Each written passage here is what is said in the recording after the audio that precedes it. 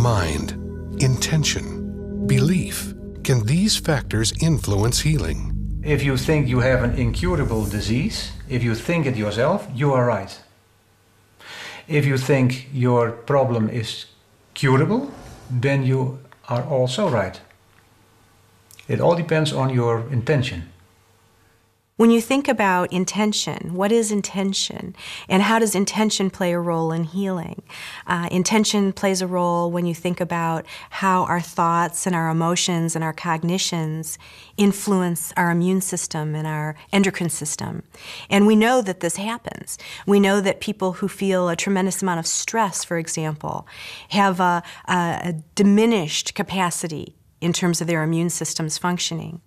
It's been discovered in the laboratory over the last 15 or 20 years, for example, that intention does have physical effects. So, for example, we recently conducted a study where we recruited couples, one of whom had cancer. And we took the partner of the cancer patient and we trained them in what we called a compassionate intention program. And so they were invited in to participate in a training program. A lot of it had to do with meditation, it had to do with heart opening, it had to do with subtle energies. And we took them through this training program, and then we asked them to go home and continue to practice this intervention for 8 weeks. We brought them back and we put them in our laboratory, and we monitored the patient in one room. And we put them in a 2,000-pound electromagnetically shielded room so that there was no possibility of electromagnetic fields or the partner of the cancer patient talking to them on their radio, on their cell phone and saying, okay, breathe deeply now. We could rule out any of those kind of conventional explanations. Meanwhile, the partner who'd gone through the training program sat in another room and watched the image of their loved one on a closed-circuit television screen. And then at random times throughout the session, they were asked to send loving, compassionate intention to the patient. The idea was to see if we could find correlations between the intention of the one person and the physiological activity of the other. What we found is that there was a significant correlation in the physiological activity of this person and the physiological activity of the other. This suggests that there is some way in which information is transferred that isn't accountable by the conventional Newtonian model of cause and effect. You know, the partner of the cancer patient wasn't coming in and whispering in their partner's ear, calm down now. You know, quite the contrary. They were at a distance and there was no way that the two people knew when this kind of interaction was happening, and yet it happened. Sending an intention that I am better, sending information with belief that I am better, is sending information to the body to correct itself. Because as we say, a thought is an actual physical energy too. And it sends information to the body as well. It's been very well demonstrated that our belief system affects how we behave and how we perform. And it also affects our lifestyle. So if we don't believe that we can help ourselves, we probably cannot. If we don't believe that positive information is useful to our health and well-being, then it probably won't be. Our thoughts create our body moment by moment. When we think positive thoughts, we release certain chemicals into our body. When we think negative thoughts, we release negative chemicals into our body. And those have a profound effect on how the cells are behaving and how the nutrition is being used. It's very obvious to me, working as an osteopath, that the stress that people hold in their body has various patterns according to how they're thinking. Probably the most essential aspect of healing is to believe in the modality you're using and to stay positive in some way. There's so much evidence about belief in a system of medicine being crucial to the effectiveness of that. I used to say to people who have cancer, after researching the limitations of things like chemotherapy, don't have chemotherapy, it only works 9% of the time. I don't do that anymore. And the reason I don't is that I believe that belief itself is the body's strongest medicine. And if you believe something is going to work, regardless of what that is, it's going to work for you. There was a study in Houston of some patients going through a knee operation for arthritis. Half actually went through an operation where they were worked on for their arthritis. The other half were given a sham operation where they just opened the knee and then closed it and did nothing. They found over 3 years of follow-up that both sets of patients reported having no pain. So the patients where nothing was done to them still reported being pain-free. Their arthritis was gone. There have been other studies looking at if there's any difference between going to the gym and thinking about going to the gym. And with this study, they took a group of people and they sent half to the gym to work on their biceps. And the other half were allowed to sit in their armchairs and just think about going to the gym and working on their biceps. And they still recorded a very strong effect in the group who had just sat in their armchairs. The couch potatoes still built up their biceps. So the body really can't distinguish between, action and thought. And you see this most clearly with the placebo effect. Traditional Western medicine typically attributes spontaneous or miraculous healing to placebo. But what exactly is the placebo effect? The placebo effect is the fact that a belief that a person has can override their biology. Well, it's so profoundly important that science has recognized that at least 1/3 of all healings, including drugs and surgery and other allopathic interventions, 1/3 of all healings has nothing to do with the process, but has to do with the placebo effect.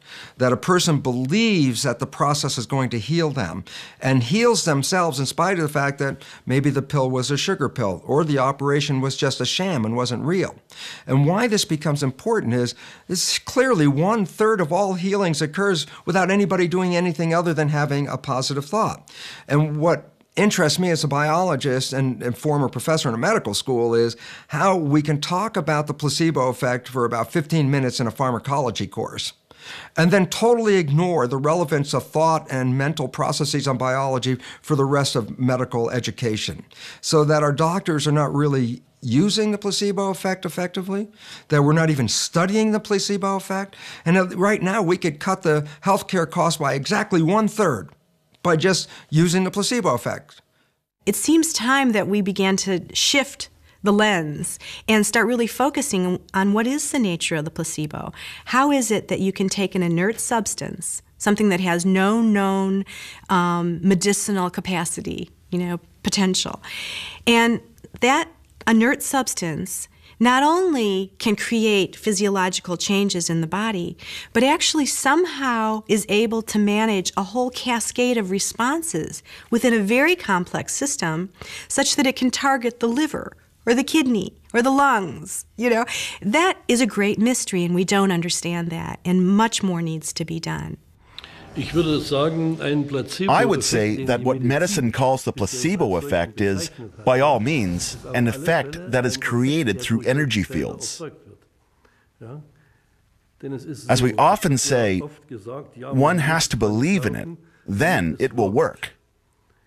That is correct, yet we don't think about how we actually do that every day. If, for example, we want to watch RTL, a German TV station, then we press the RTL button, which means that we go into alignment with the frequency where RTL can be received. RTL is always present, but if we don't focus on it, then we won't receive it. So when I want to watch RTL, I have to focus on it. I have to engage in it. And here it is the same. When I focus on something with my mind, the information follows this attention. The placebo effect is really another way of talking about the body's self-healing capacity. And anything that unleashes more of that is going to be a better system. I was absolutely desperate to have children. It was one of the reasons why I'd gotten divorced. I wanted children and my husband didn't. So I moved to London thinking it would take me a maximum of 2 years to find myself a new partner and settle down, and I'd be out in the country having my 2.5 children and I'd be totally happy. That was my plan. I was very good at making plans. So there I was. I had my osteopathic practice. I was seeing clients. And I was stressed, frustrated, depressed. And I had been having headaches for years. Maybe 10 years I'd been having these terrible headaches, which were getting worse and worse and worse. Sometimes they lasted as long as 5 days. I had a routine visit with my doctor. And the doctor found that my hormone level was very much out of balance and immediately suspected that I had a tumor. So I was sent for a brain scan, and they diagnosed a prolactinoma. It was a huge shock, out of the blue, and I felt at first how unfair. I went off to the medical library and started to learn everything I could about this tumor. And when I discovered that it caused infertility, I thought, that is so ironic. Every cell in my body was saying, I want children, and I had somehow created a tumor that stopped me having children.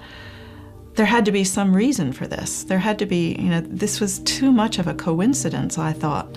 And I got very curious. Because of my alternative medicine background, I decided to treat it alternatively, rather than go for the orthodox drugs or surgery. Ariel decided to utilize neuro-linguistic programming, or NLP, to approach her tumor. So then I got into doing NLP at a much deeper level. Got through the master practitioner level, came home, and was totally inspired as to what I could actually do. I started to really understand what NLP was all about. NLP is a practical form of psychology, which starts from where you are now and looks at where you want to be and uncovers what's in the way. If you have, like my 5-day headaches, and you'd like to be without a tumor in your end state, the journey to get from square one to the end square is, what we actually start exploring with NLP. Ariel made some very interesting discoveries as she began working with NLP. Now, remember, I was the person who thought every cell in her body wanted children. And what I discovered was that deep down, that going back to early childhood, I had such an abhorrence of what my family had been like, that the last thing in the world part of me wanted was to be a mother. And this really, really shocked me. I thought I wanted one thing, and in fact, an unconscious part of me was going in a completely different direction. And when I understood the reasons why it didn't want children and what it was based on, I was able to kind of let go of that and allow it to be the way it was, and at least to understand why I'd created a life that didn't go down that path. One day, I heard myself shouting inside my head. It was like this little voice saying, I'm so sick of this. I just want to be rid of this whole nightmare. I want to be rid of this tumor. And I stopped in shock as I listened to this voice inside my head, and I went, wow, there's a lot of anger in there, a lot of frustration. That's a lot of self-attack. If I'm attacking my tumor with all those thoughts of wanting to get rid of it, that's murderous. That can't be healing. And I had never looked at healing in that way. And I realized then that every thought I'd had was actually about making it go away. Now, that's a conflict. That's a huge inner conflict. And I decided to look at that a little bit more closely. And I thought, well, what would be the opposite? It has to be acceptance. I thought to myself, well, what would it be like if I really accepted this tumor? And this was quite a few years later, but it was absolutely a turning point in my healing when I realized that my tumor had taken me down a journey I'd never planned. It had taught me things I had never intended to learn. I had changed my career. I had changed my whole outlook. I had learned lots of things about myself and others. I had insights I'd never had before. I'd met amazing people, wonderful people all over the world. I'd had the support of people all over the world. And I realized I liked myself a lot better. And so I thought, okay, I can see that this tumor hasn't been totally bad. What if it has a purpose or a reason for being here? Because obviously it's done a good job so far. So if it's got a purpose for being here and it's still here, maybe there's still a purpose. What would happen if I gave it permission to stay for the rest of my life? It was 6 months after I had that realization and I got to the point of accepting the presence of my tumor. I had my routine blood test and went to see my specialist, and to my surprise, my hormone levels were completely normal. And when my doctor saw them, he just went, "Wow, that's incredible." And, you know, I thought it had been a mistake. I thought maybe the blood test reading was wrong or something. I said, "Well, you know, so much time has passed and I'm older now. Maybe my hormones have changed." He said, No, can't be that. He said, "This can only mean one thing. Your tumor has gone." And he said, "This is a real credit to you. I don't know how you've done it. I don't know what you've been doing. But I have to tell you, I've seen you for 10 years and you're not the same person you were 10 years ago. You are completely different."